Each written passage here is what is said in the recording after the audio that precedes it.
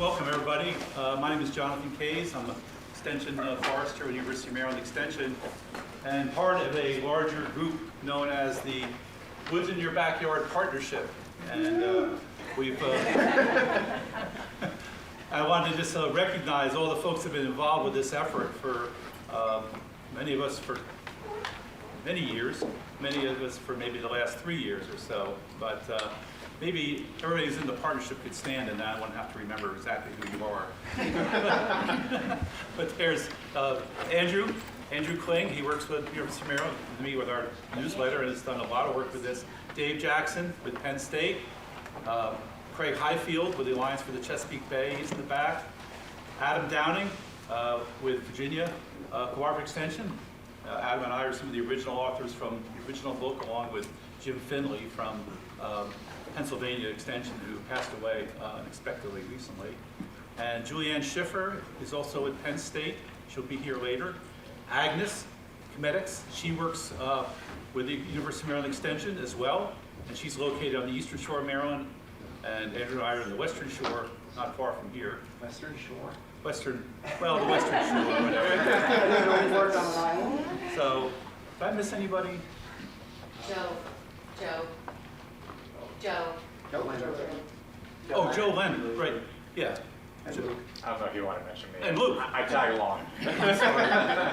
Joe Lennon, yeah, he's with the Virginia Department of Forestry.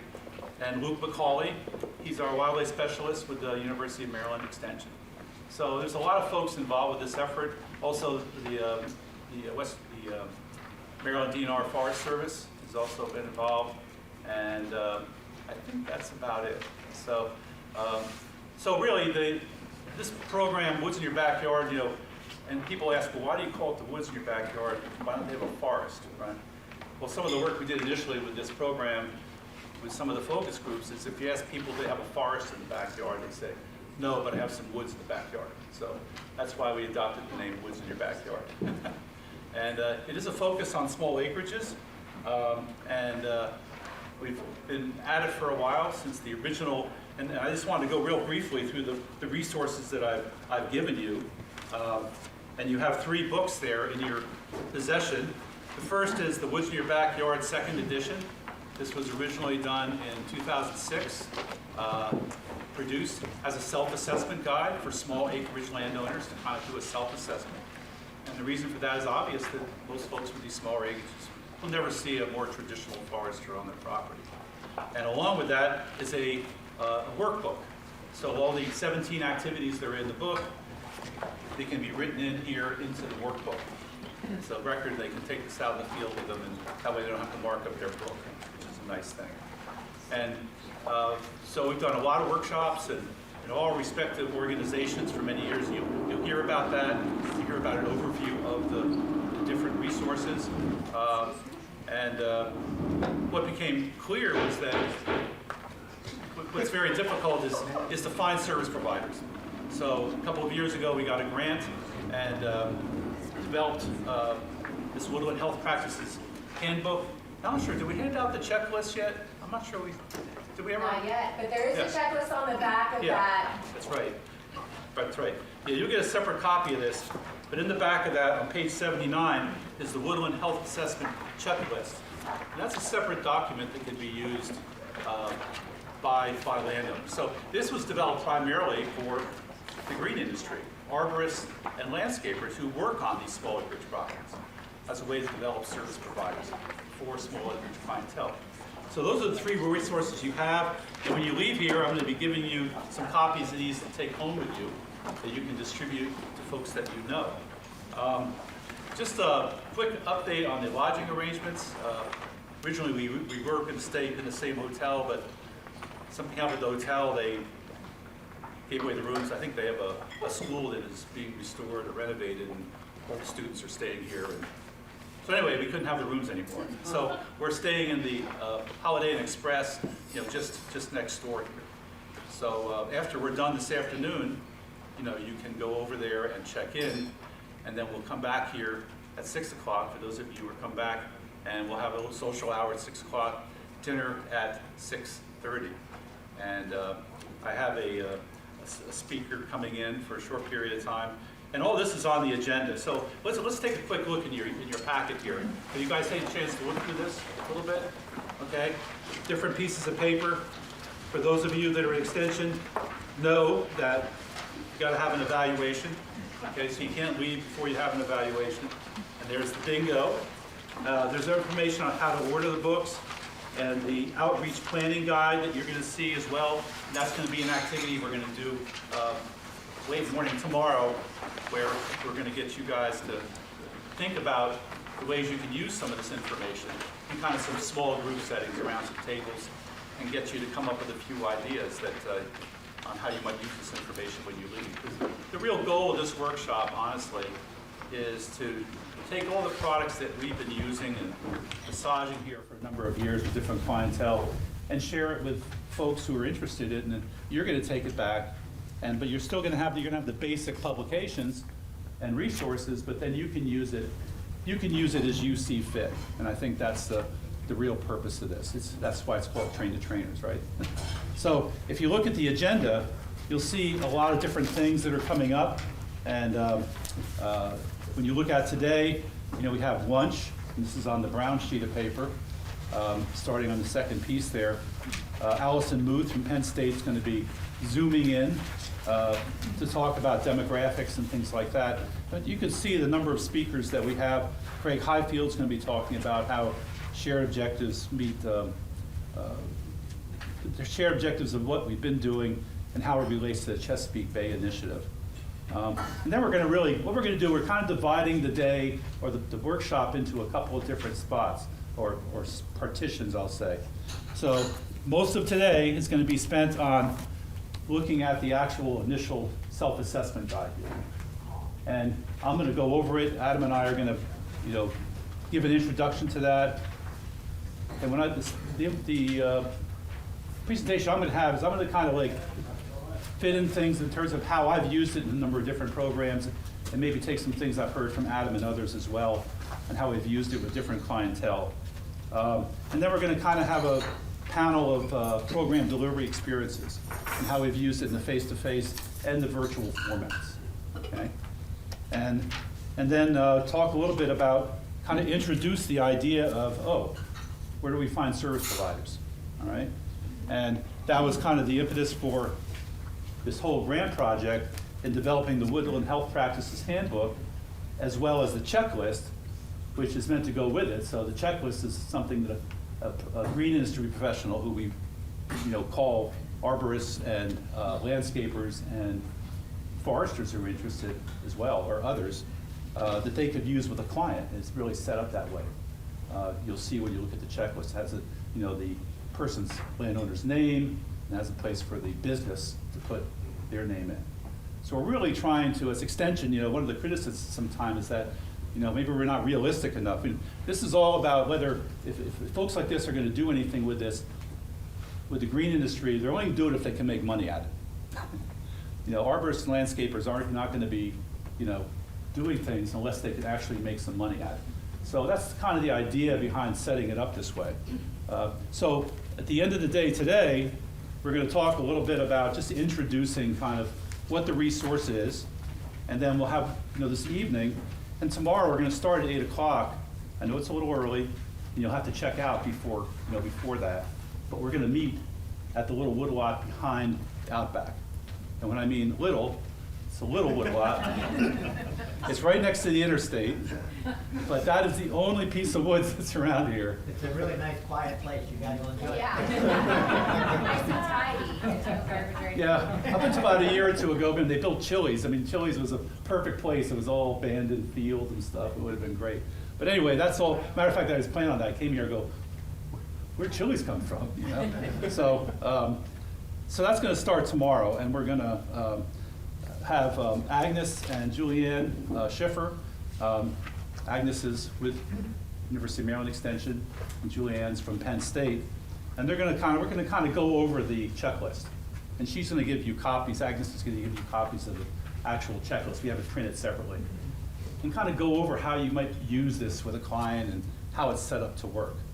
And after that, we'll come back inside here, and we'll kind of go over the actual resource itself and just kind of like we did with the initial resource, kind of go through what's in it, what are the sections, not in a lot of detail, but just enough so you get the idea. And after that, really want to start stimulating a little brain activity and get you thinking about how you might use this. And we have this outreach activity, sit down at some tables and just kind of share and have you guys fill out what I call an outreach plan so we can hold you accountable for this. Yeah. But really, the idea really is just to get you thinking about how you can use this material and get some ideas from you on how you can, when you leave here, what you can do with it. And when you leave, we're going to give you a bag of books that'll have 10 copies each of the Woodland Health Practices Handbook and the original Woods in Your Backyard Guide. And the idea being that hopefully you'll take this back to your colleagues or whoever and share it with them. And the good thing here is that Penn State makes all these available for $10 or $15 a copy, which is just awesome, really. That's a very good price. So if you have any type of educational activity, and they're going to tell you about all the things that have been done with that, you should really make that into the registration cost. Good. Hey, just a couple of things I'll mention just from some of the things I've heard. One thing we found from a lot of these programs that I've done, I think others have found this, is that you're inviting this amenity-based kind of look at things, but with ecological principles, but a lot of people with larger properties still come to these programs. And by having working with your county forester, having them at these programs, you can pawn those people off to a forester because they qualify, they have large enough acreage, we can get, actually get them a written forest stewardship plan. That happens, quite often.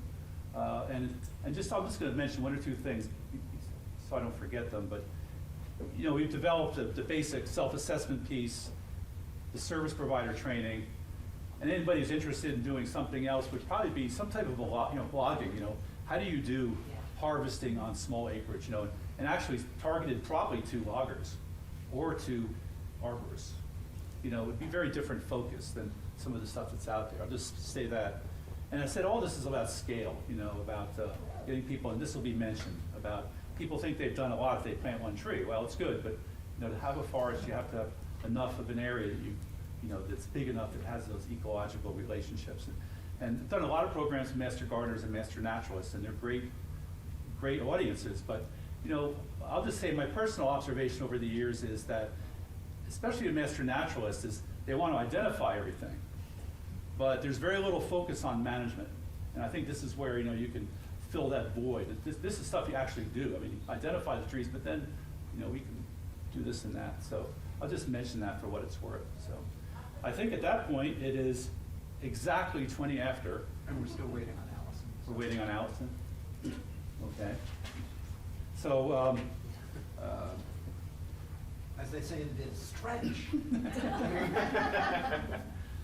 but I am serious about the, I'll just give you a little anecdote. I first started doing these programs back in 2006. I'd go and we talk about, planting a lawn, converting a lawn into a natural area, planting trees. They go, well, how many trees do you plant? I go, well, you typically, about, 430 trees per acre. And these people's eyes were just like, like this, shocked, because, and what had occurred to me is that for a lot of these audiences, they don't really know about tree seedlings and using shelters and stuff like that. They're thinking of 430, 1.5-inch caliber trees at $70, $80 a pop. So it's a real, you'll have to shift the way a lot of these folks are looking in some cases. That's where they come from. So I'll just say that. Okay. Go ahead. Turn the lights down. Okay. So all of these that I'm not there in person, I had hopes to be there. I'm very grateful to Johnson and Andrew and others for letting me do this remotely, so you all can hear kind of what's going on with forest landowners. So my job was to go into the data and see what's going on with private forests of the eastern U.S. So I'm going to share a presentation. I'm going to cut my camera off while I do this just to conserve bandwidth. So give me 2 seconds to get myself organized.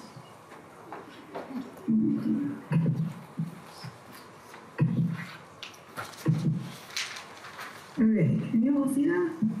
Yes. Yep, looks good. Great. All right, so this was a presentation that I put together just to kind of see what the larger data says, what the survey says. I went in, mostly this is coming from the USDA Forest Service National Woodland Owner Survey, but then at the end I'm going to tease a little bit of some surveys that are coming out of Pennsylvania, just to kind of think, maybe give us some things to think about in this space that we're all trying to work in.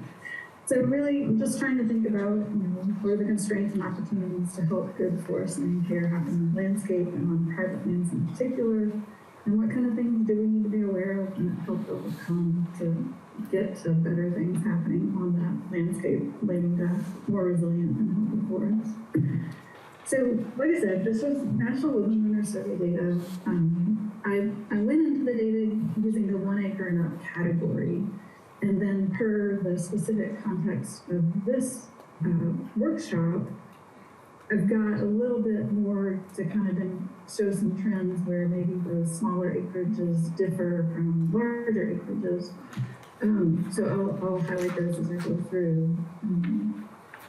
I did choose to present much of this in terms of percent of ownerships versus acres or percent of acres, just because I was thinking in terms of people, since that's who we work with as we try to make good things happen on private land. And this is also 2018 data, that's the most current for which you can play around with it like this. If you haven't ever gone in the National Woodland Owner Survey dashboard, it lets you look at all of these different categories, characteristics, responses, run the data, run the stats on them, however you like. So a good resource. So this is kind of what it looks like. So in all my slides, up until I'm moving to the Pennsylvania data, northeastern U.S. is represented by blue, southeastern U.S. is represented by this burnt umber, orangey color. And so that'll be consistent. This is across the spectrum. And so the way you would read this graph is across the bottom are acreage categories, 1 to 9, 10 to 19, 20 to 49, 21.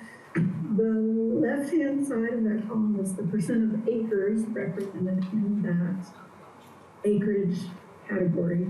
And the right-hand side of that is the percent of ownerships. So you can see in the 1 to 9 acres, in the northeastern U.S., that represents about 12 to 13% of the total acreage out there, but it is 74% of the ownerships.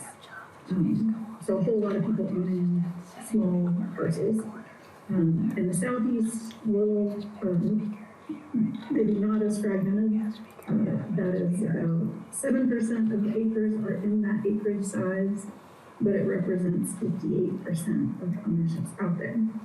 So for comparison, now, there's a whole bunch of people, and again, I am talking about people in this talk, there's a whole bunch of people in that 1 to 9 acre category of ownerships.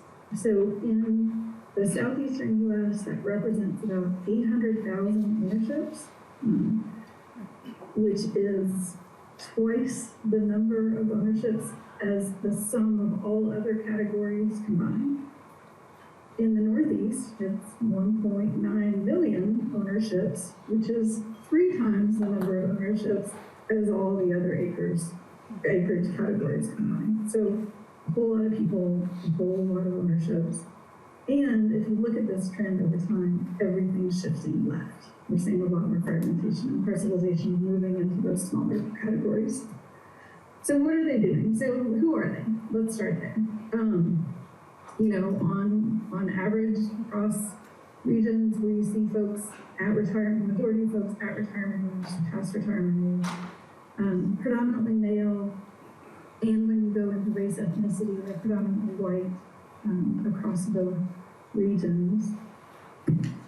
Why do they own their land? You can see that a lot of the intangible reasons, well, not a lot, a couple of intangible reasons rise to the top. Beauty and scenery, both northeastern U.S., southeastern U.S., privacy, similarly. wildlife in there, it's hard to tell if that's just viewing or creating habitat, what kind of engagement with the land does that represent, nature, biological diversity. So kind of some intangible things.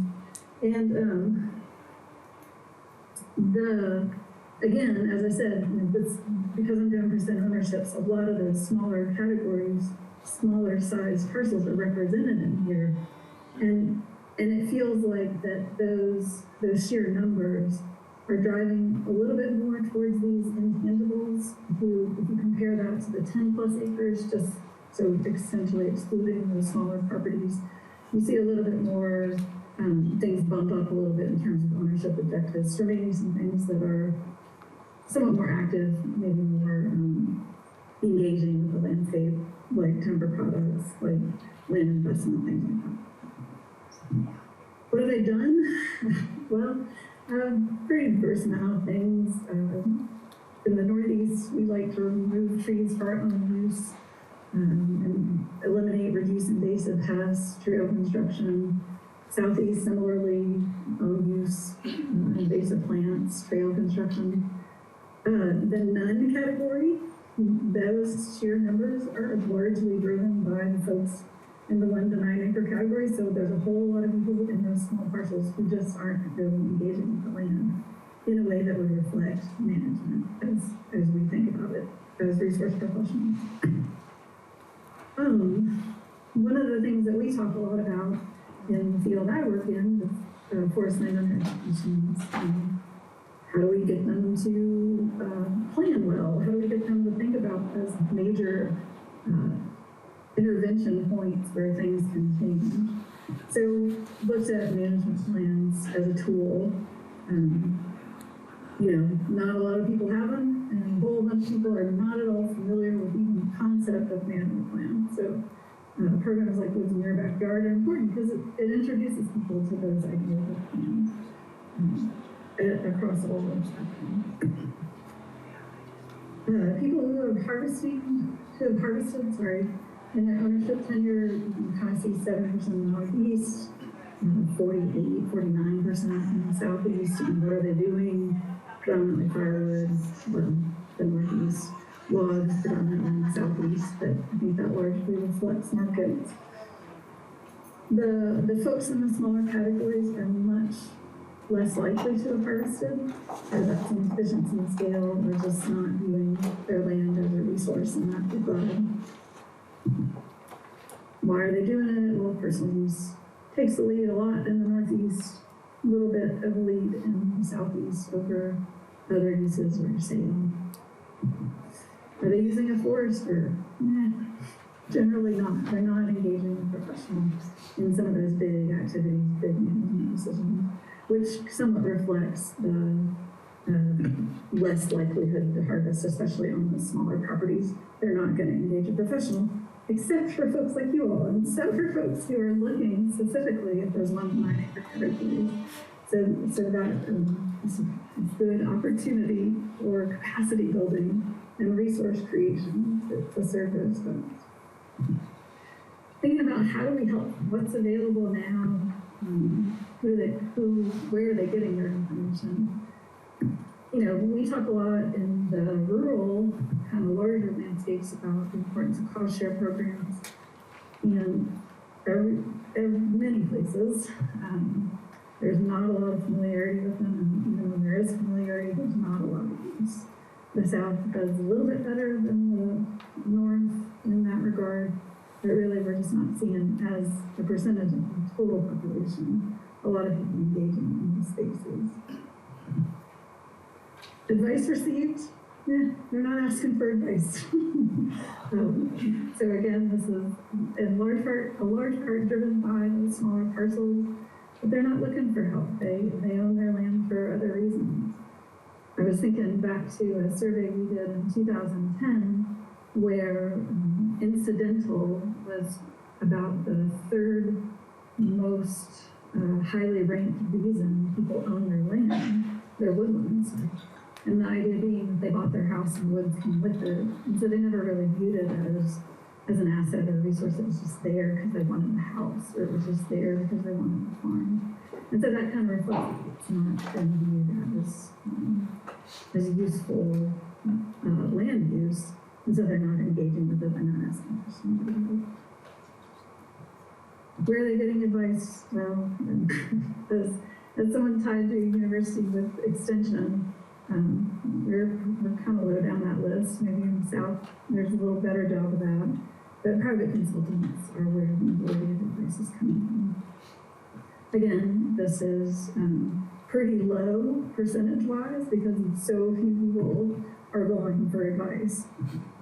And then kind of how do we help people keep the land intact, more favorable tax policies kind of was the top everywhere. But we know there are lots of opportunities to engage.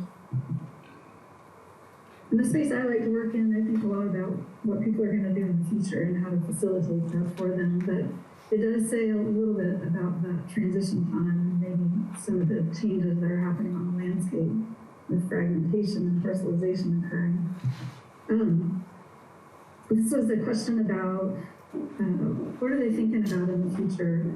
And this is the percentage of people saying they strongly agree or agree that these attitudes, so that they want the land to stay wooded. Over 90% of folks in the north, over 85% of folks in the south are saying that.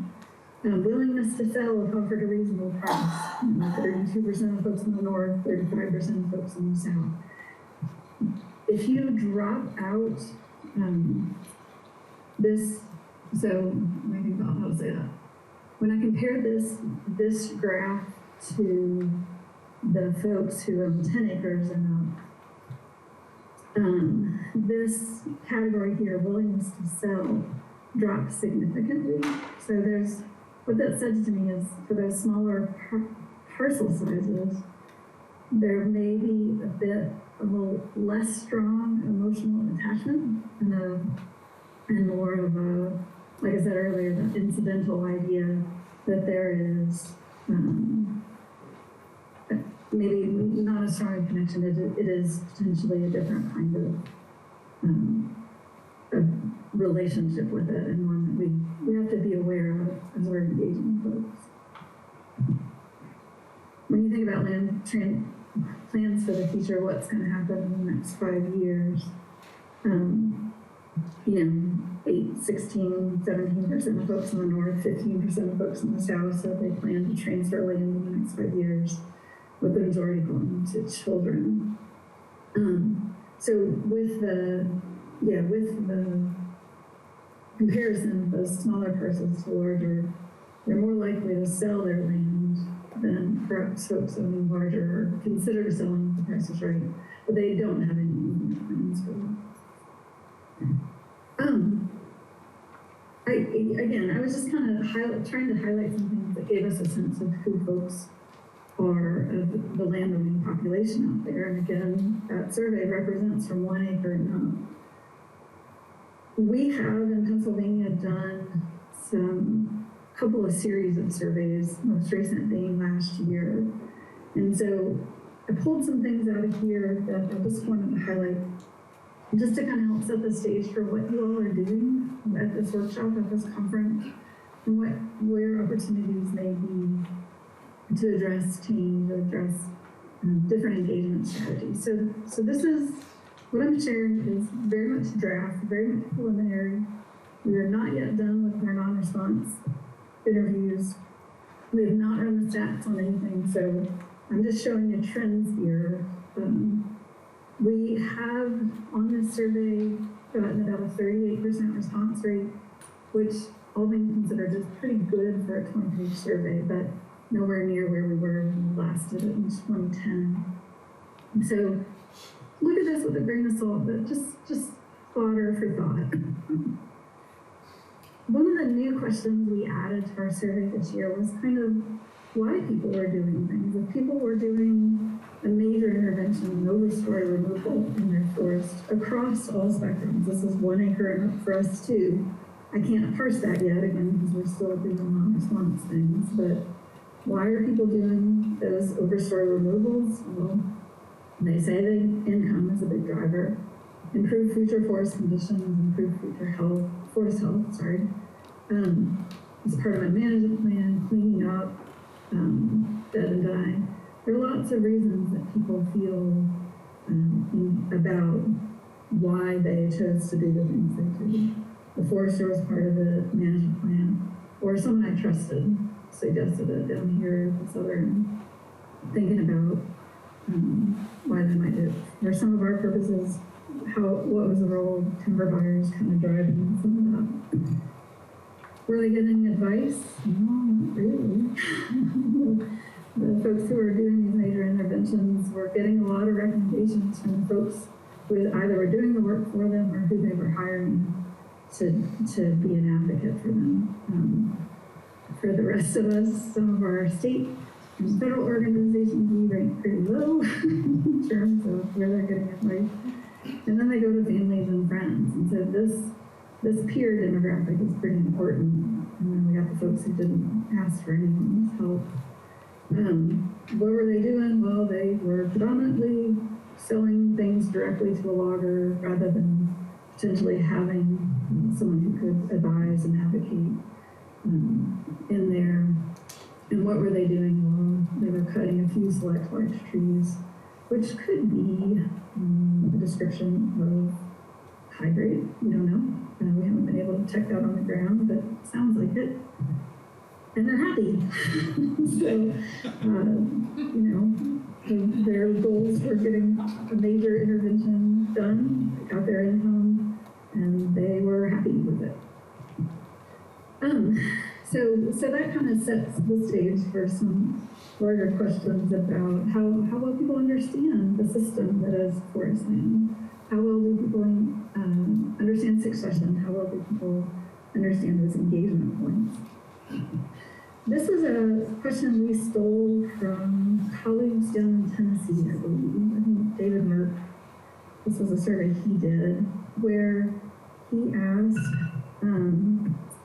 he was asking about certification in general, but I'm using it as a proxy for this idea of understanding that lands are being sustainably managed. So what's the importance of a natural resource professional or natural lands management happening, professional engaging with the owner?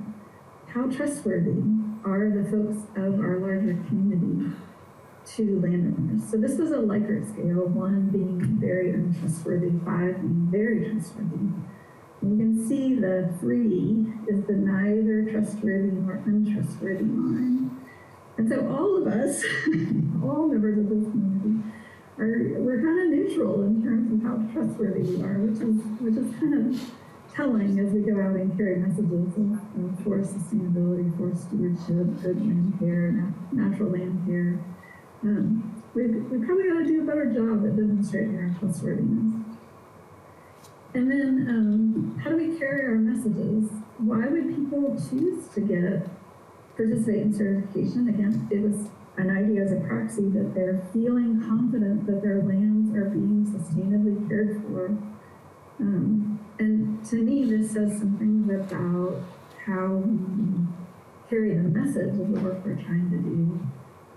This is supposed to say ensures the forest exists for future generations is the top reason. Makes my forest healthier, improves wildlife habitat, helps protect the environment. Gives me certainty on making good decisions. Those are kind of demonstrations of that stewardship ethic that we believe many landowners have. That's often not the way we message the work that we do. And so I just share this with you as thinking about how you take forward what is coming out of this workshop, how you carry yourself in your own work, and thinking about what messages are being received, this idea of helping people understand that their lands are being cared for well.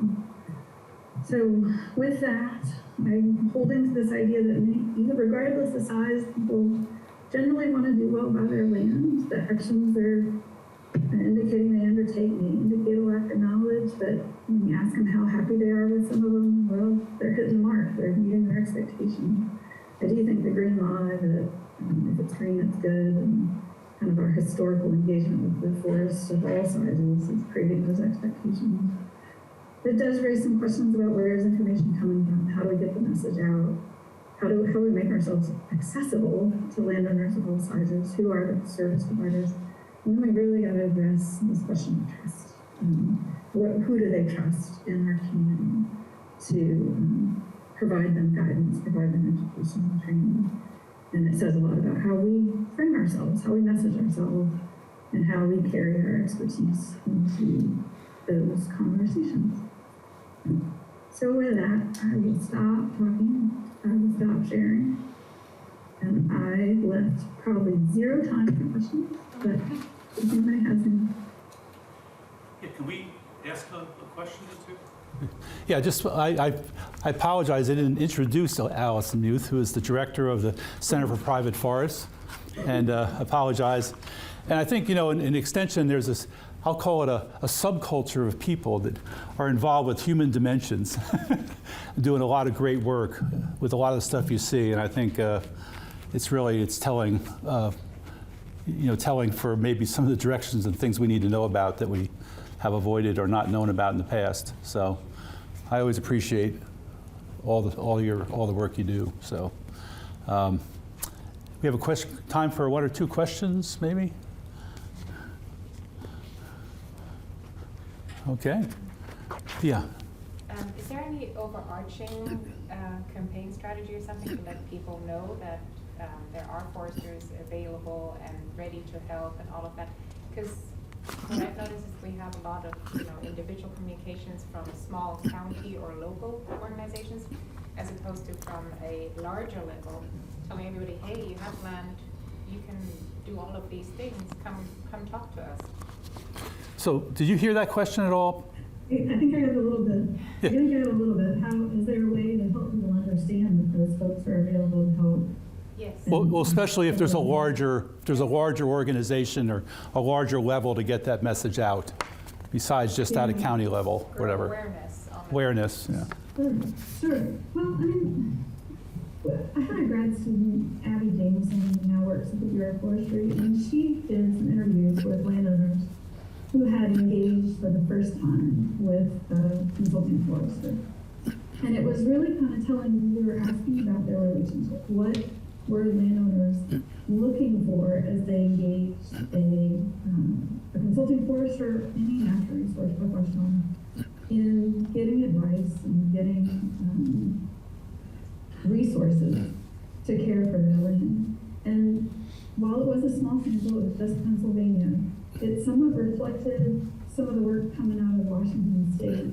There's a really great article, and I only remember the author, Goody et al., from 2010, just because we cited it.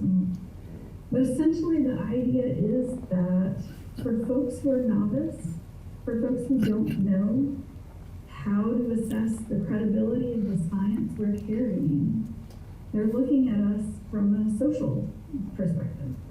Are we people that they would enjoy talking to at a cocktail party? Are they people, would they view us as someone they would trust as the coach of their kids' soccer team? And so it says a lot about how we share our expertise.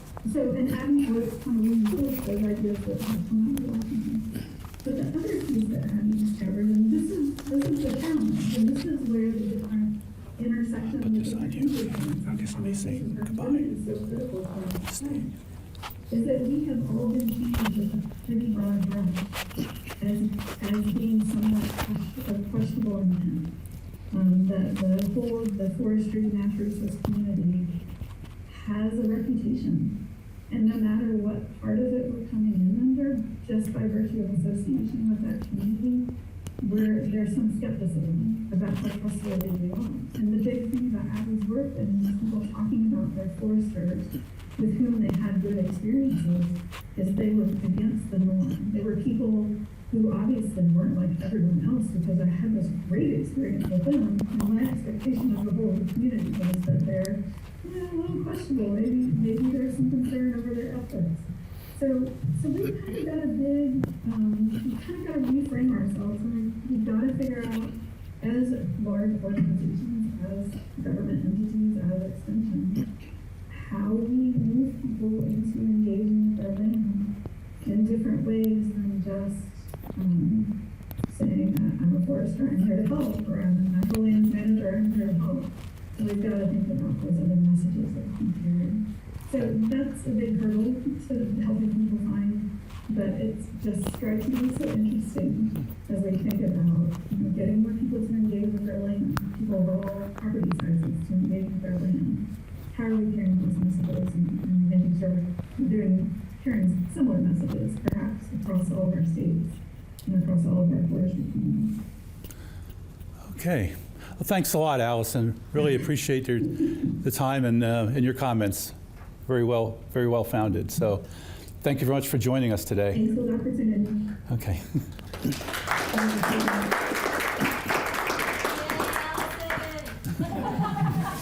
So we're going to move on to Craig Highfield, who's going to talk a little bit about how this program intersects with the interests of the Chesapeake Bay initiatives. And so I am going to transfer the microphone.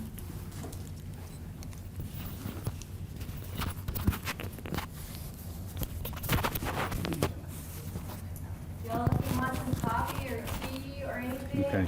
help yourself. There's still some there. The coffee, tastes pretty good. Oh, right. Make sure it's turned on. Yeah. Okay. Excellent. Well, thanks for having me today. I'm very excited to come out for this one. Just as a warning, I came to this program, and what I'm going to do is show you how this program really met our goals at the Alliance for the Chesapeake. I am not a forester.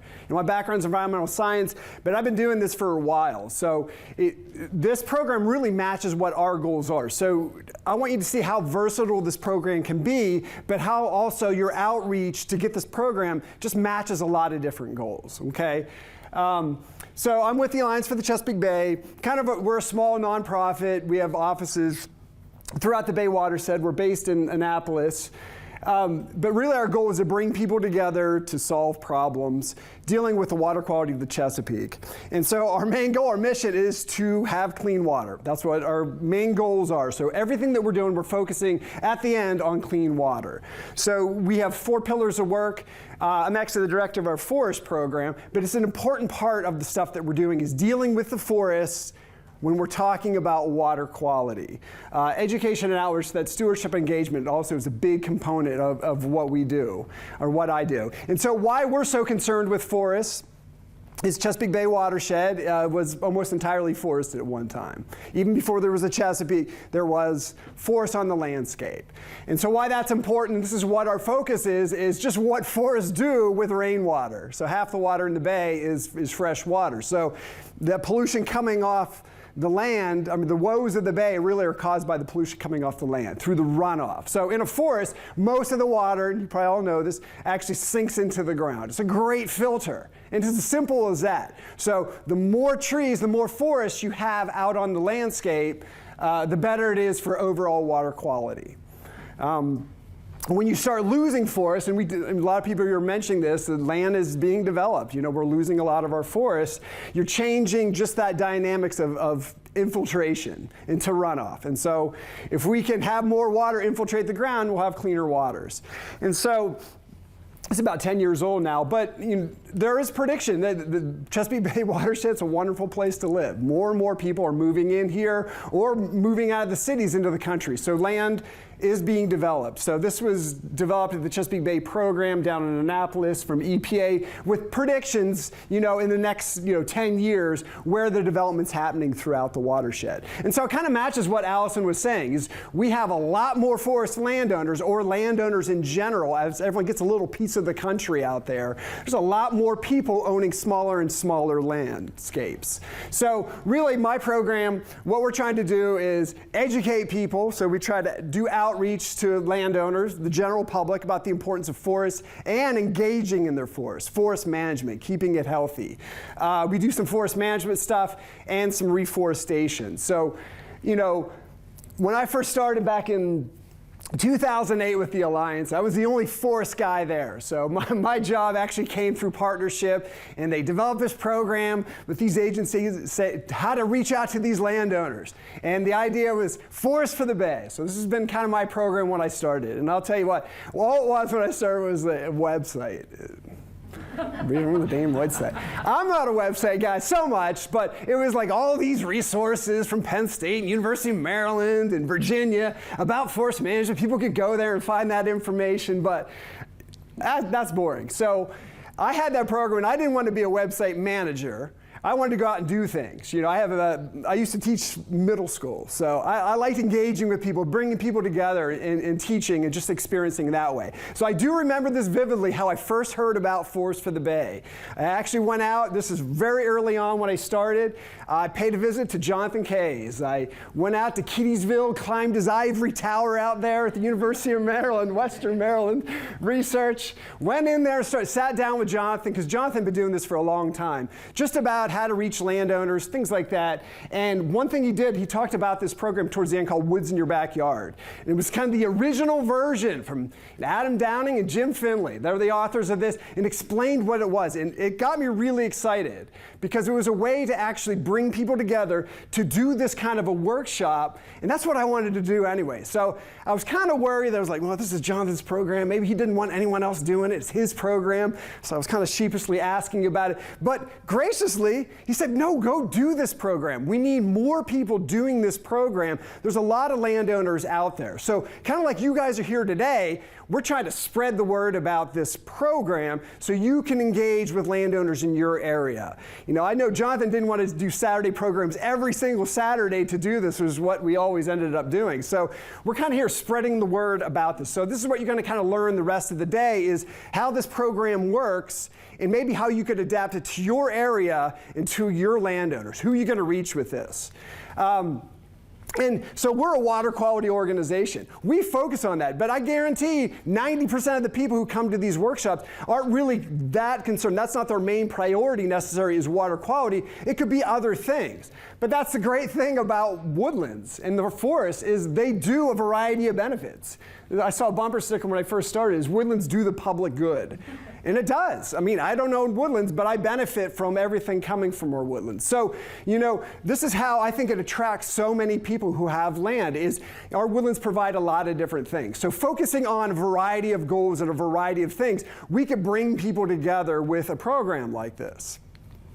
And so I took off from 2008. I've had the opportunity to offer this program throughout the Bay watershed. I've visited places like Hedgesville, West Virginia, Metropolis, or Clearfield, Pennsylvania, with Scott here. So I've been able to travel throughout the watershed and work with a lot of really great people to put this program. And every time I do it, it looks different. But you know, the core base of it is this book. It's really getting people to develop kind of a land management plan for their property, get them excited about it, and it's a do-yourself manual. So, you know, I've done this really all over. Did it with Adam down in Virginia numerous times, out there in West Virginia. And then be creative with this program. This is not a static program where this is how you have to do it. You'll meet Julianne tomorrow from Penn State, but you know, this was my first foray into Pennsylvania to try this out. I was meeting with Julianne, and we offered just the Woods in Your Backyard workshop. Got a lot of people coming to it, a lot of excitement, and we decided next year we're going to offer the program. But we're going to take one little part of this book, the wildlife portion, and we're going to do a whole day's workshop on that. And a lot of people came to that, and we did it the next year, just focused on the vegetation. So, you know, this is just a basis from that, but use your imagination to how this could be there. There's plenty of resources out there. I think this program and this book just keeps you grounded on what you're trying to do, and that's really to engage landowners on their properties. Give them the resources they need to kind of go out and help steward their land. And when they do that, we all benefit. I know that was quick, but I only had 10 minutes to do that, so this is the end of my presentation. I don't know if Can we ask questions? Yes. Are you working at all with the Healthy Forest, Healthy Water Initiative in Maryland? As a matter of fact, that's our program, Healthy Forest, Great, Healthy that's what Waters. I want to hear. Okay. Yes, so yeah, and that's, you know, actually that program. Use that while you're still speaking. I'm sorry. I'm allowed to talk. Yeah, so a lot of our work, actually, when we first started, was education and outreach. And a lot of the work that we do at the Alliance now with forests, I showed you the other part, forest management and forest restoration, or afforestation, came out that we were getting landowners excited about it. What if we could bring new resources to landowners as well to do this? And so we have a program, a reforestation program that we have state dollars for that anything from 1 acre to as many acres as you want. We have a turnkey program to reforest properties. So these people who are buying pieces of the country and don't know what to do with it, we're helping them reforest with some resources. Yeah. So one of the challenges we have down in South Carolina is outreach, so it sounds like you have a good following and they're coming back for, more. How do you advertise? It's the same way, Facebook? Yeah, everything. And I would say, because we're a tiny organization, everything that we're doing in partnership. So, the speakers we bring in for the workshops, what we're doing, we're having them advertise through their networks. I've put ads in local papers. I've had a budget to be able to do, but that's been effective as well. It's, and we'll talk about this as we put the programs together, but when we choose a new area, when I choose a new area to do it, I'm just finding willing partners, finding out who's in the area, and then just hyper-focusing how I get the word out within that area. And it's different any community that you go into. I would say, too, that I had good luck if you can, of course, newspapers are on the down, but if you have a local paper, you can get a reporter to come out and do like a human environmental interest story about it and do an interview kind of things. In cases, that's really sparked a lot of registrations because people do read the paper. A lot of people still read the paper. On that age group we're talking about, 50 to 65, yeah, they're reading that. We get a lot of younger people too, though, sometimes. I guess so. A lot of times they're online too. Online. Yeah, I've done online stuff as well, the online newspaper.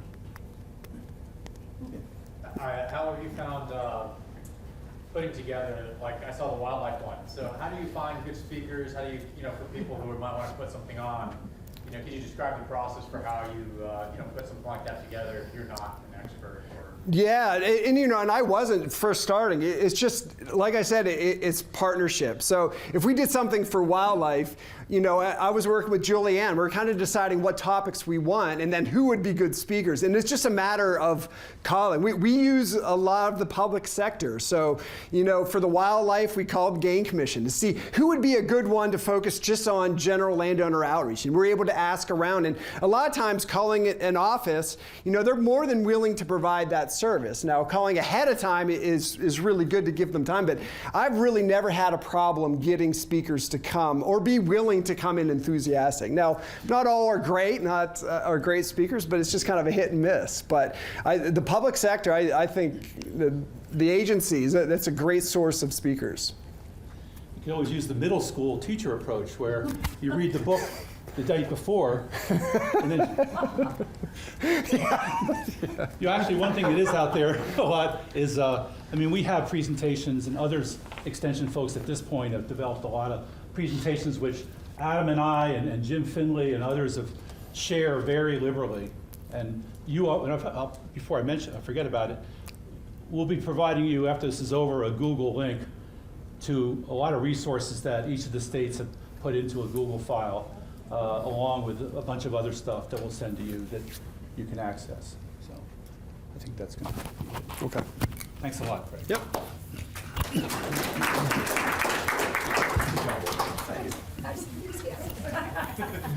Next speaker is Adam Downing. Adam Downing and Jim Finley and I were the ones who actually originally developed this first guide. And interestingly, it was 2000, took 3.5 years. And it was all done on the phone. All done on the phone with a technical writer by the name of Joy Drohan, and who did a great job and is still working on something, and another publication for us. But basically, we come up with all these great ideas. She'd come up with a draft, and then we'd hack it to pieces on the phone and send her back. And the fact that she kept hanging in there was a testament to her perseverance. But that's just a little interesting anecdote. So. Yeah, you get all kinds of insider information here, like some pictures in the book, who they are, whose kids are in there, stuff like that. I just want to say, first off, start out by saying thanks for being here. This is exciting to be at a face-to-face program together, and thank you for your interest in this topic. My task for the next 15 minutes is to talk about educational objectives and approach. Can't do that in 15 minutes, but we'll touch on a few of those. And since we're going to be together for some time, there's, a lot of this will be woven in and out of the next 24 hours together. This is one slide that I sometimes start with, but I don't know if it works, so I'm testing this with you. What is that? What am I trying to do here? Looking at a little bit. Thank you. I've never known if it worked or not, but that was my idea. Yeah. Looking out some grapes? Drapes. Oh, that's a good idea. See, I don't think about window treatments, so drapes, okay. All right, that is looking out the back window at the woods. And one of the things that we have found, you guys will know this, is that there's an aesthetic, a big driver of aesthetics, and people, what they think they want to look at may actually not match with what they want to accomplish for wildlife, for example. Messies are usually good for wildlife, and that doesn't really look nice. So anyways, a lot of those sort of basic fundamental things, walking through these workshops, written materials, newsletter articles, whatever opportunity you have to get this out there, it's basic stuff, but it's how it is delivered that's key. So how do we get here? One thing that I often say, and I think it's important for us to be on the same page with, is we got here because of the American dream. We don't, from a natural resource perspective, this parcelization and fragmentation is a problem, right? But this program is not to demonize that. It's a great privilege when I had this house and 4.5 acres to have that little piece of property. And yet it was part of fragmentation and parcelization. There's a positive and a negative to that. And so I think it's important that we don't say, hey, you're part of the problem, now that you own this. No, it's an opportunity. So anyway, this was taken a long time ago. It was my little girl, who's now a nurse in Colorado, swinging on a swing. And, but graphically, it's the data that Allyson shared. These are some slides that I sometimes share. Each dot there represents 2,000 acres of non-federal forest land. Okay, so we know this is concentrated in the eastern United States, right? Well, every red dot here represents 2,000 acres of converted land in a 10-year period. This is in the next 5-year period. And this was some time ago. So we see this happening, at the ground level.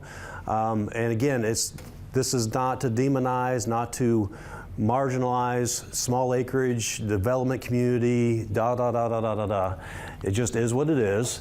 Another angle and a place to potentially source some data for you as you set the stage for your clientele or in your state is this WUI thing, Woods Wildland Urban Interface. The WUI, rhymes with suey, WUI, but you hopefully don't have pigs in the WUI. Some of us do. And so the WUI in this case, this study that was done at the University of Wisconsin-Madison is a combination of intermix and interface, the orange and yellow areas. Not really important, all that, but I just wanted to let you know about that data source. This is getting a little bit dated now, but was a very important body of work in 2000 when it first came out. Again, small acres is represented by this audience that we're talking about, but lots of people. And there's an opportunity too, because guess what lots of people do? Well, some of them vote. And when there's some of a lot, that's a lot more than some of a little. Did you follow that? So it's a voting block that is important for people who are making decisions about natural resources. In fact, these people in the suburban areas are maybe the ones in DC or in the state capitol making those decisions on natural resource issues. And so they may be some of the audience, right? So good opportunity there too. Here's what it looks like on the ground, right? We drive, those of us in more rural areas where there's pressure to develop, the road goes in and then the houses go in. And part of this pangs us, right? Because now that's no longer a working forest. Maybe that's what we would say. Or could it be? It could remain a working forest. That's what we're about here, right? Acres doesn't necessarily matter. It gets a lot more complex in having to work with a lot more people, different backgrounds, different ethic, so on, etc. But Jonathan mentioned this. We don't use forest so much, even though a lot of us here are foresters. The terminology we tend to use is woods or maybe even natural areas, because this content is about more than just a forest, a tree-dominated natural area.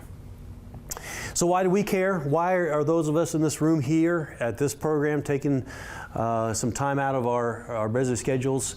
We're here for water quality, like Craig said. We're here because we care about air quality. We care about the goods and services that forests provide. And so, okay, fine. That's a lot of reasons that landowners, small acreage, our audience, may also care. But they also want the appeal. They want to be able to look at their woods and enjoy what it looks like. They want to attract wildlife. These things that Allyson mentioned have been surveyed. We've been surveying, we, broadly speaking, not me, surveying landowners for decades. And it always comes back the same. Wildlife, recreation, timber might be important. Might become real important for a little period of time, but it's wildlife, recreation. In fact, that's what we use to draw them to our extension programs oftentimes, right? Hey, you want to improve your woods for wildlife? Come and we'll tell you how to conduct a timber sale to do that, for example. Okay. Invasive species is a topic that has really ramped up in the national dialogue. You see it in mass media, social media, all the time now, right? Whether it's the Joro spider that's coming in, or kudzu, whatever it is. So there's another opportunity. Almost all of our audience is going to be interested in this, and 99.9% of the time it's going to be relevant on any piece of property, no matter the size, right? Doug Tallamy, we have a little bragging rights here, claim to fame. In the second edition of the book, he wrote the foreword. Many of you know the name Doug Tallamy. He's a well-known speaker, author, and wrote that book, Bringing Nature Home, that captured a lot of interest, especially someone mentioned master naturalist. That audience, they just gobble this stuff up, okay? And the fact that there's a book to go with it, well, where do I buy it, type of thing. So take advantage of that opportunity. All right, so objectives and approach. First of all, our objective is world peace and harmony.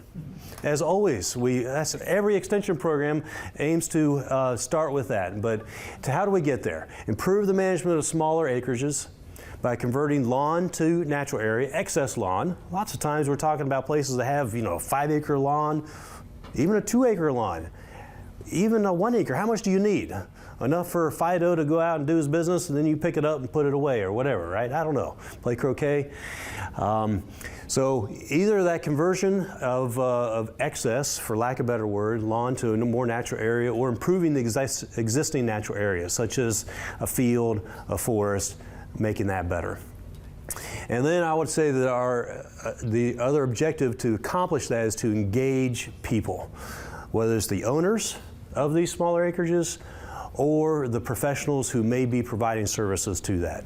And so you've got a book on each of these, right? That self-assist is really the target audience for that is the people who own the land. Maybe they want to do it themselves, but they need a baseline of knowledge to be able to do that, to do the planning. So that self-assist is a I don't think we really use that term. That was a popular phraseology and extension a while ago for planning yourself, doing it yourself. And then with the second book that we just completed not too long ago, what, a couple years, year and a half ago now, with the service providers. So this is geared toward professionals. Let's see, there's a pointer on this thing, right? Yeah. This is geared more towards professionals or the do-it-yourself. Like, how do I do crop tree management? Oh, excuse me, chosen tree management. How many of you know that term, crop tree management? How many of you have seen, like me, people get hung up immediately, oh, that means timber. Every time. And so I've tried to use the term chosen tree because it could be chosen for its aesthetic appeal. I just like what it does. I don't know why I like it, but that's my chosen tree, and so I'm going to release it. Okay. Okay, so there's, in a nutshell, our objectives and approach with this program. Is there an opportunity to do this kind of thing in this audience that we're talking about? Some. Most people aren't going to want those kind of big tractor treads beside their house, the noise that a diesel truck makes early in the morning taking out a load of logs or whatnot. And yet, there is some opportunity. And we don't want to miss the opportunity to have goods harvested from small acreage properties. And so Jonathan mentioned earlier about finding these service providers, where we've got one right here. Sorry, what was your name? Derek, who's doing some of this. And maybe he's connecting with others to do parts of what he can provide as a service provider.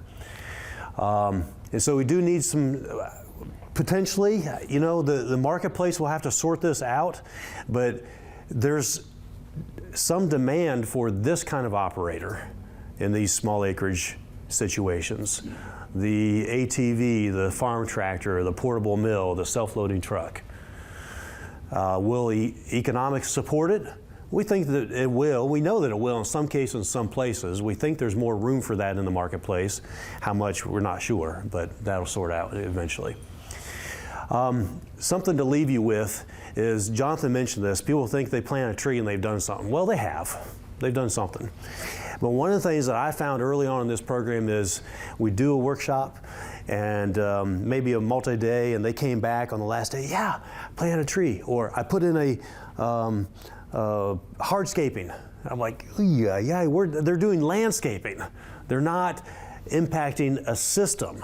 So all this stuff, any one of these things is good, but we want to convey the idea that we're working toward a system. That's what we as natural resource professionals do, right? We manage a system. And so we want our customers, whether that's the service providers or the small acreage owners, to understand that this is all part of a complex system that provides for goods and services for both the landowner and the and society. How'd I do on time, boss? Perfect. Smack on. Smack on. All right, man.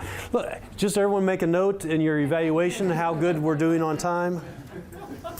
That means I've got a good joke I'm going to say for later. Thanks a lot, Adam. You want this back, right?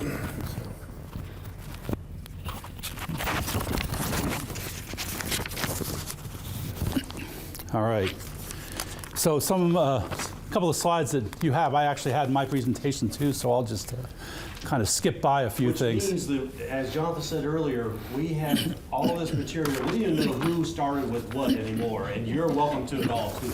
It's incestuous, no doubt, but in terms of that. Yeah, pollinated, right?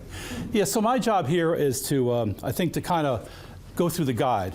And you have your guides there, and I'm going to take you just kind of through it and the approach that we've used with it, and maybe give you a little sidelines in terms of some of the workshops I've done, things that I've found to be useful approaches. So you may want to have the books there, and on a number of the slides, I actually have the page number on there. Not on all of them, but on some of them. So this is just to kind of take you through it, what's in there. And realizing that we first started this idea of a book like this for landowners, we started with a bunch of fact sheets and notebooks. And I came to the conclusion I hate notebooks. And I think punching holes in fact sheets and putting together, it's just it's okay for certain things, but here's something that can be readily purchased. So again, we've talked about the partnership. And really, we started this in 2006. The idea is that we've stated is a self-assessment manual to educate landowners with 10 acres, 1 to 10 acres, how to create and enhance natural areas for sustainable outcomes, whatever those outcomes are. Wildlife, water quality, whatever. And to develop a local delivery and mentoring system using trained volunteers and organizations. And when you look at what we've done, I think we've been pretty successful with the first two. A number of organizations have picked up this and used these materials. The real challenge was, training and developing service providers, which is the reason for the second part of this. And again, you'll get all these PowerPoints too. These will all be sent to you as PDFs. Actually, well, I'll talk about that later. But again, we talked about why using woods instead of forests. But the woods in your backyard has two focuses, okay? It's not just about enhancing existing natural areas. And like Adam said, we use the term natural areas because we're not talking just about woods. The idea is to provide a landowner kind of a toolbox of options. They may want meadows, they may want to do a number of things. But also this transitioning from mowed to natural area. And when you ask a lot of folks, why they own that lawn, what do you think the most common retort is from people? If you ask, why do you have so much lawn? Came with the house. That's typically, one of the things you hear. And again, I'm not saying we shouldn't have lawns as big as we want them, but again, many people are finding that they're looking at that as an objective. So if I was doing this workshop with a group of landowners, I would kind of take a spot now before I really got into it, and I would go around the room just like I did with you previously, have people introduce themselves and tell them, what is like one main thing you really want to learn from this workshop. And what's going to happen is people are going to start saying, well, I wanted to know about this or that, about how to get a forester or how to find this or that. And it gives you the advantage to basically answer a lot of questions right off the bat. Just clear a lot of things off the floor, because a lot of them are relatively easy answers. So at least that's worked for me.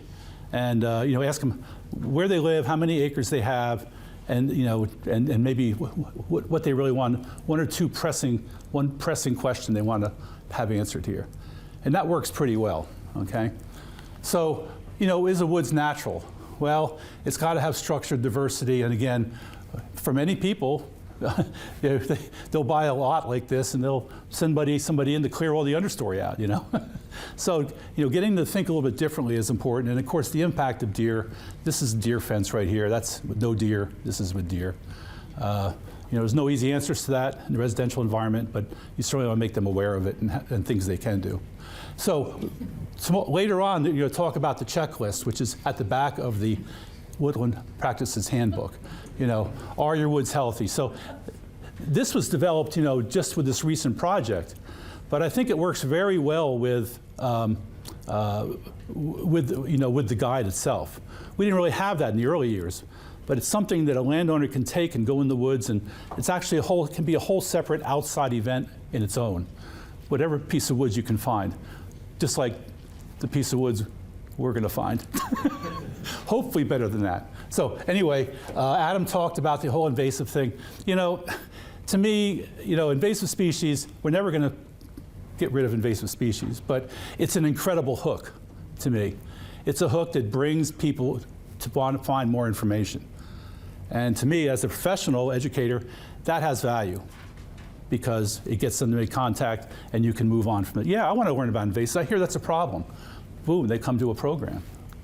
So this is the guide itself. It's 5 chapters, and it's kind of a learning approach. The first part is basically the woods in your backyard is kind of an introductory part about your place in the landscape and a little bit. And then the ecological principles, I think, is the thing that most people get a lot out of, because these are things that they don't know. And what we did is we distilled down all those, that 6-inch stack of fact sheets and everything into some basic principles of things that they really need to know with a little bit of text and some pictures and appropriate graphs. And then they go out and do an inventory. And all this is 17 activities. So it's tabled. This is basically a table-driven exercise. They're using tables, they're going out, they're doing things on their land, they're coming back, reading something a little more, and then going out and doing another activity. And they don't necessarily have to do them all. And then you get into, okay, you got all this stuff. What are these land care practices? What's that a code word for? For those of you in forestry and resource management. Oh, I said it. Natural resource management, forest management, land care practices. It's just, it just sounds better, okay? And then putting that knowledge to work in terms of sorting out some projects based on objectives, spoon-feeding people ideas. Oh, these are some things I can do. How do I do this? Oh, this is how I do that, okay? And then there's of course, there's the downloadable workbook, which is downloadable off our website for no charge, which accompanies the book. And Andrew Kling actually did a lot of the work on the workbook, and it's kind of almost another publication on its own. So you have a lesson followed by a table-driven hands-on activity. You complete the activity sheet, and the user ends up at the basis of this, at the end of it, with a forest stewardship plan and some way to implement it. And there's a number of case studies in there because you say, well, this is how did this person convert a lawn into with trees? And it goes through the exact steps. They killed the grass, and this time of year they used some glyphosate and this and that, which brings up the whole issue of pesticide or herbicides.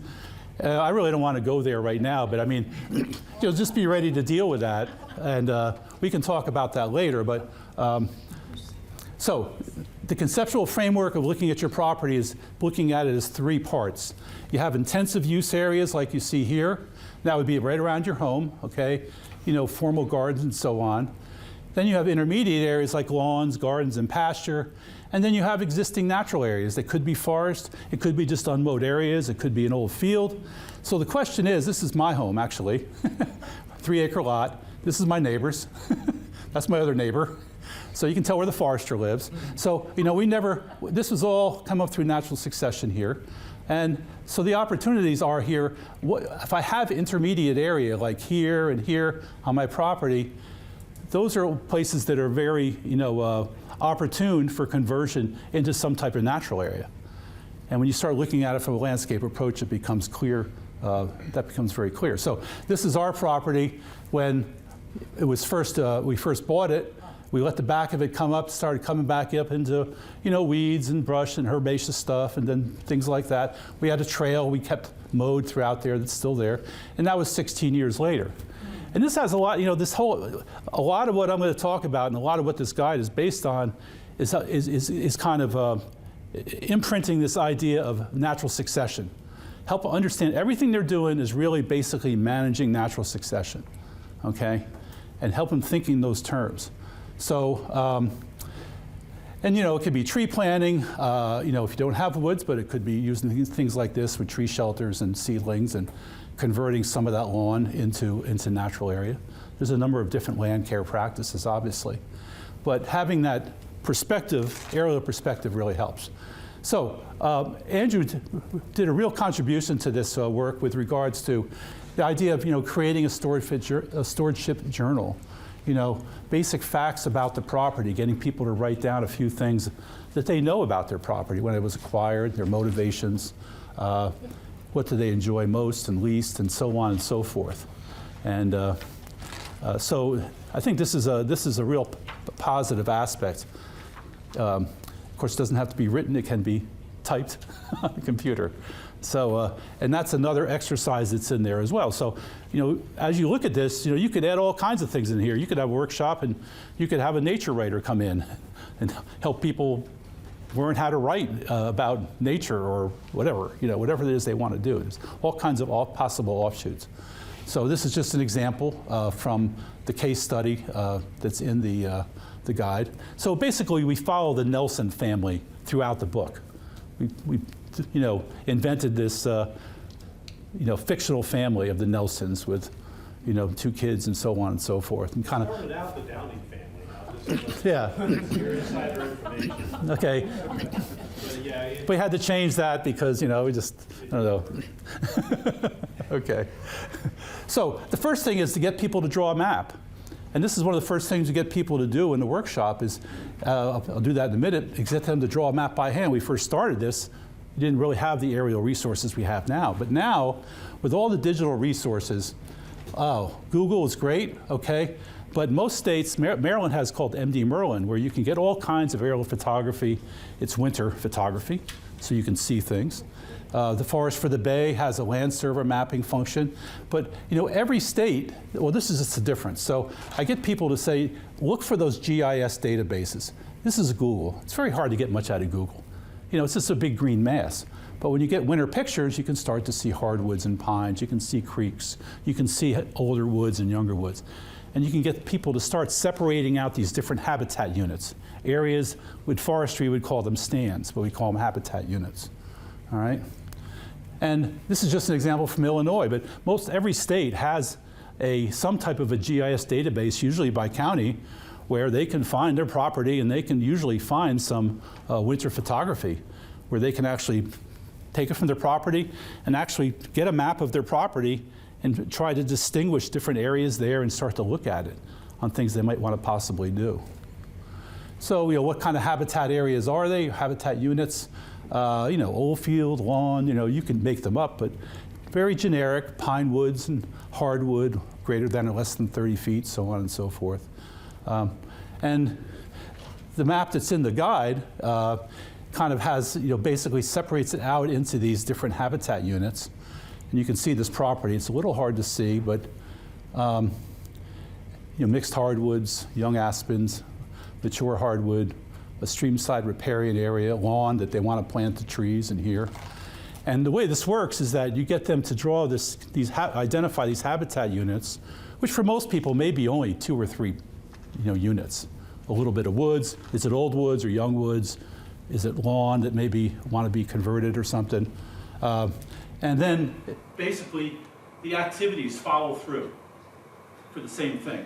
You do the activity for each of those habitat areas. Does that make sense? So just like you were inspecting, and these areas are similar enough, they can be managed as a unit. So for example, you look at this one here, this property, it's not that big, 8.7 acres. And it's hard to see from there, I know, but you have this piece of cropland here. If you start looking in here, you can see this is actually abandoned land here. It's coming back in. Some of this is older forest, some of it's younger. We used to get people thinking in terms of identifying different types of forest structure that's out there and different types of opportunities that might present itself for wildlife and other things. This is just another one. It's basically 2 habitat areas. You got some woods that are all the same age and an old field area to the side here. Just a couple of other examples. And again, I just took these off of a database, one of those GIS databases. The other thing I introduced them to, most people, was web soil survey. That's all online, it's all digital. They can put their address in, they can find about the soils on their property if they have wetlands and so on and so forth. Most people know nothing about this, okay? And they do give some forestry recommendations for tree planting. You got to be careful with some of that stuff, but you talk about site quality and things like that. But this is a resource that most people didn't know about. And then you start talking about, opportunities working across boundaries, like even in a 1-acre development like this, across these pieces of woods on the back like this. You're planting ideas in their heads, right? Or typically, the greatest bang for the buck is usually adding on to existing woodland areas. This was a development where they actually mowed it all the way down to this riparian area every year, and they abandoned that and planted trees in it. So, it's made a big difference. This is actually the same picture from the other slide. But so the point here is to cooperate with neighbors. You can't provide all the habitat elements needed for any wildlife species, so cooperate with neighbors to achieve some type of shared goals. And then, of course, the question comes up is, well, which neighbor, right? Well, you know, the guy that comes out to the mailbox with his bathrobe and slippers on, you know, he may not be the guy you want to talk to, but, you know, you got other neighbors. So you have this map like basically like this, and usually dividing them up. Take a pause at this point and have them actually do a small group exercise where they actually identify habitat units. And what I usually do is I tell them to bring this map with them. I tell them, you know, go on to Google Maps or go on to MD Merlin, whatever it is, and copy of a digital copy of a digital map of your property, so you can get them to do some of this. So the biggest part they learn, the biggest I think source of learning they get is from the ecological principles.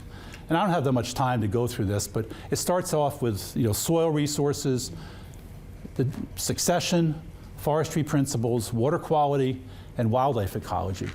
And I really don't have that much time to go into all these, except to say that, you know, talk about how important the soils are. You know, the majority of tree roots are within the top 12 or 15 inches of the soil, so you want to protect that root mat and things like that. Talking to them, these are actually graphics from the book itself, and an idea of how, you know, how site quality works. You know, how, you know, water movement and nutrient moves down slope, and it affects why trees grow where they do. And there's a lot more detail in here that you can read about and utilize. But this is an example from just not far from here, South Mountain, where you see all the oaks on the top of the mountain in the fall, all the yellow poplar trees on the bottom. You know, it's a clear delineation of the types of soils and the type of site quality that's there that's appropriate for, you know, different types of trees are going to grow in certain areas. So this is like new to people. And then how it changes just regionally. You know, if you're in South Carolina, you go from the mountains to the trees, there's broad changes in forest type that exist, right? You know.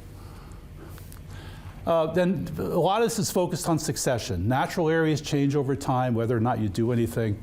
And the biggest one is number 2. You can alter the process of succession. You know, succession goes on whether you do nothing, you know. Things are going to happen. And you build in some issues about, you know, tree tolerance and, you know, the amount of light that certain trees need to grow, but going from an old field to a forest like this. And this is a series of photos, I think I got these from Adam actually, in our area, like a field of red cedar.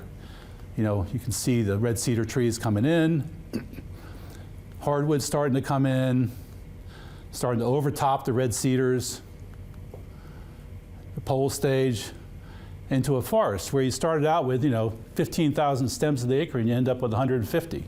What happened to all those trees, you know? So, you know, and if in your locale where you are, that successional process may be the same, but if you can find pictures, it'd be great. What's the timeline on that succession? This? Oh, this is probably a good 100 years at least. Yeah, got oaks here. So tree planting is really pushing succession ahead. Forest harvesting is pushing succession back. Start thinking in terms of succession. And then how does a woodland develop? These are a series of pictures from the Allegheny that some of us here have seen many times in many presentations, but from a clear cut back in 1928, and it follows 2 cherry trees. These 2 cherry trees right here, black cherry, which grows very well up on the Allegheny Plateau of PA. And you can see, this is, okay, that's in 10 years, 20 years, 30 years, 40 years, 50 years, 60 years. Well, that was 70 years, I'm sorry. So, you know, just kind of planting these ideas about showing people over time how the landscape changes and things they can maybe do to manipulate that. So again, back to these habitat areas, some stuff on succession and tolerance of different species. These tables are in the guide, okay? And, you know, from something that's intolerant like loblolly pine to something that's very tolerant like flowery dogwood. And this is a graphic that I think is really critical to a lot of what we've done, is focusing on the connection between succession and wildlife, because wildlife is a primary interest of most landowners, okay? So the idea that you have the successional stages and that you have wildlife species that associate with various successional stages. So if you want to have the wildlife, it's a build it and they will come, you know. For the most part, we don't manage wildlife populations like deer and stuff we do, but for most things, you know, birds and other things, you build the habitat and then the wildlife comes, okay? And you do that by manipulating the successional stages, by doing one of three things: cutting something, planting something, or doing nothing at all. And we call them different things, you know, but that's what we're doing. We're altering succession. So trying to get that idea through people's heads is something they tend to relate to. So you go through the various activities in the book and identifying successional stages, 3 most common tree species, so on and so forth. You got forestry principles in here. Tree size not related to age. Different tree species require different conditions. Trees grow at different rates. Forests are 3-dimensional. Again, I don't have a lot of time to spend on a lot of this, but I always put this picture and say, which tree is older, okay? And of course, they know they're being set up, right? So, but, you know, of course, they're both the same age, you know? And they basically were fighting it out, you know, in that process of seeking light. You know, light, water, and nutrients is what trees are searching for, you know, competing for. And there's this dynamic competition going on in the woods every day. And the trees that made it up here are the ones that won out the battle. So, you know, getting people to think in those terms, I think it really opens their eyes to something they really didn't know about. And one of the activities, or one of the practices is in there, is like Adam talked about chosen tree management. You know, we're not trying to make these people into loggers. So any type of release is going to be like a single tree release with like things like chosen tree management. But when you open up the canopy of trees, they'll grow. This part of the forest was opened up. That's the diameter response compared to the part that wasn't. You know, it doesn't always happen that way, but these were great pieces I got. I use them at most workshops. So, so you know, vertical stratification. Trees produced from seeds or sprouts, they don't live forever. But however you manage your land, but especially if you practice passive management, invasive and exotic species will inhabit it for the most part. So, and this kind of goes through the forestry principles. And the only thing I'll say is that we try to reduce it down to, you know, 4 to 6 basic principles for forestry and wildlife and so on and so forth. And the other thing, of course, is you can't identify or do anything with trees if you don't know what the trees are. And we use the Virginia Department of Forestry, Common Native Trees of Virginia. It's just a great book, and getting people to understand the real basics of how to use a dichotomous tree key, tree identification key. And tree ID can be a whole other aspect of a Woods in Your Backyard workshop, right? You can never get enough tree ID, right? So, and of course, identifying invasive plant, exotic species, invasives, and these are just basically pictures in the book, kind of providing some of the most common ones in this area. There's stuff on water resources and riparian buffers, and there's some really good graphics on that. This is similar to the one I think that Craig showed earlier. And then wildlife. The biggest thing I try to get through to people with wildlife is that, you know, wildlife is messy, okay? And that's the biggest thing. You know, people kind of have this, you know, we have this English idea of the landscape. Everything is, you know, very, very nice and clean and neat and clean, which is okay. But when we get into natural areas, that's not the case. And this is a winter, and there's all kinds of birds and mammals running around here. That's our backyard, actually. And so this is a good thing. And focusing on wildlife habitat elements and what might be missing. You know, what are the things they can see out there? These are the elements, okay? Cavity trees, snags, helping them identify those elements, you know. Not too much on the esoteric side or on the, you know, the intellectual side. It's more about what are the things they can actually see out there and they can identify and they might be able to provide. And, you know, mass trees and snags. Most people don't know what mass trees and snags are. It seems like you always have to explain that. Most people just do not know what those terms mean. And edge, you know, edge effect, hard edge to soft edge, and how you might be able to create that. Those are terms that are actually foreign to most people. And again, this whole idea of connecting succession with wildlife, species, and habitat. And again, those 3 options for management, like I say, cut or kill something, plant something, or do nothing at all. All right? And you can manipulate that successional process and encourage certain types of wildlife. And there's this whole young forest movement that's out there now. So there's a lot more resources, being pushed towards that, which is good because we have a lot of mature forests. So, but you have to be honest as well about the wildlife-human conflicts. We create a lot of edge. We create a lot of great habitat for deer. So I mean, you gotta be honest a little bit about that too. So we go through the various habitat elements, and we're continuing on through this activity-driven exercise. And we go into those different habitat areas, and we look for wildlife and habitat elements we may see in each of those areas. And we do it for recreation, aesthetics, and so on and so forth. And you can see us, recreation, small footpaths go to stream in the back, but heavily overgrown in places. The call I get a lot of times is, yeah, I got about 3 acres of woods in the back. I say, well, you ever been back there? They go, no, there's no way to get back there. So, putting in a trail is the simplest thing that most people, and that is something that a landscaper or an arborist could sell a client, I think. And something can be done in the winter. The same with invasive control. It's the same things that can be done in the winter when work is slow. So yeah, I'm not going to talk about logging about that, but we have a fire-wise component as well for you folks down south. Okay, but this whole idea of fire-wise landscape is in there as well. So then there's the land care practices, and we divide it up into 3 main parts: converting lawn to woodland, modifying or improving the habitat, and that's actually Adam with his daughter. That's right, think about it. Improving aesthetics or recreational opportunities. So this is what's covered in the land care section of the back of the book. And in the guide, it's just like very short paragraphs about each of these things, not a lot of detail. And that's where that Woodland Practices Handbook really becomes a more asset. It's a more of a how-to thing, okay? It gives you a lot more detail.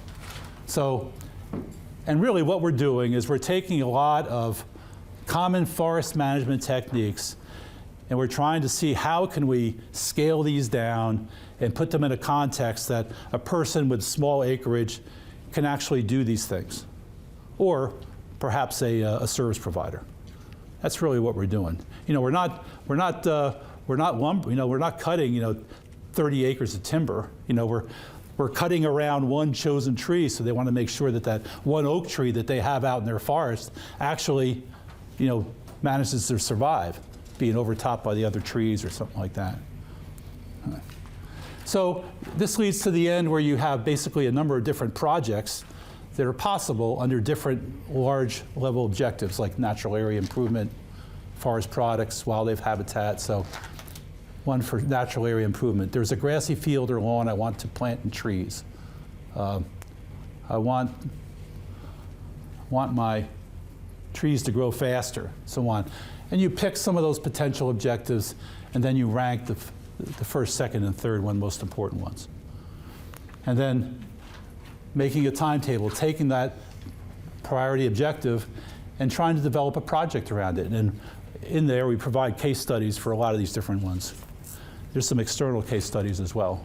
So you're giving people some of your experience, some of the tools that they can use, somebody else's experience. Idea of cost, who's going to do the work? Somebody else, right? When's it going to start, so on and so forth. And you saw some of those pictures from my place, but the thing I always encourage people is that the landscape changes, so take pictures. Have a few photo points on your property where you take a picture each year. And you'll be surprised how, over the years, you'll see how things can really change. So with that, I would, have folks get into small groups. Ideally, folks try and group people that maybe live in the same area, okay, regionally, and get them to know each other a little bit. But kind of share, fill out that the timetable, or choosing projects at a timetable. I think I usually ask them to basically pick up 1 to 3 projects you'd like to implement in your property, and get them to sit there and kind of put some stuff on paper and talk amongst themselves with other people. And if time permits, at the end, you have them briefly share it with a larger group. So what do I hear from group number 3? You know, something like that. And it's just usually people will leave these workshops kind of excited about something. You know, they've learned something. And I always say that people know about certain things. You know, they know about computers, they know about cars, they know about cutting the grass, you know. But most people don't know much of anything about natural resource management. And my experience after a number of years is that it really gets a lot of people excited. You know, oh, this is something I just didn't know about. So you can get them involved. So that's kind of a quick parade through the guide. And just with a few comments on my part, that ways you might be able to use it. So I'm not sure, I think I'm out of time here. Right on. Okay. Okay. So any quick questions? I know you've been sitting for a while, but yeah. You may address this later, but do you have any type, when you offer this training for the natural resource professionals, any kind of certification they receive? Well, the trainings, I think we'll talk about that later. Yeah, But we will cover that, especially when Julianne's here. We'll make sure that we touch Yeah. on what we provide for credits for folks, because that is a big draw. so the answer is yes, but that's primarily for the Woodland Health Practices, the service Yeah. provider side. Yeah. Yeah. On page 24, you ask people to consider the landscape scale context of their successional parcel, realizing the fact that they may only have one Yeah. unit to work with. At what scale do you ask people to think about their context? Is it just sort of nearest neighbor stuff, or do you ask people to think, how big? My experience is most people only care about things that adjoin their property, for the most part. But I mean, certainly digital photography allows them to look at the landscape, but I think to a large extent it's going to be things that are within close proximity, at least the bordering properties and maybe a little bit past that. But at least, I don't know if anybody else has any experience with that. But More for connectivity corridor purposes rather than like successional landscape scale diversification principles. well, it's more, I think, especially on the wildlife side, looking about, yeah, what kind of habitat can they provide that's perhaps missing in the area. And like you said, there may be corridors that exist there that they can tie into and things like, yeah. So, but you know, I don't think it would be out a little ways, but not too far. Yeah. Yeah. If you flew across Washington Road 50 years ago, you wouldn't be able to see the town because of the canopy cover from oaks and hickories Yeah. and woods. But lately, if you lose a tree, especially if it falls on someone's house, they'll have a tree taken down and then put a dogwood or redbud in its place. Is this a problem in a residential area? Well, okay, let's make a distinction here, because you know a lot of this program is really focused on the area kind of outside that primary area. You know, around a house. You know, those developed areas. You know, that's more for landscaping and for arboriculture. So we're really, a lot of what we're focusing on is more on what kind of lies beyond that. But yeah, certainly it's a problem if you're not replacing it with something that's going to be a tree, I guess. But that would just depend on the individual. I tell you, with the interest of time, staying on time, we'll take like about a 10-minute break or so, and we'll come back and finish up the afternoon. Thanks a lot. Thank you.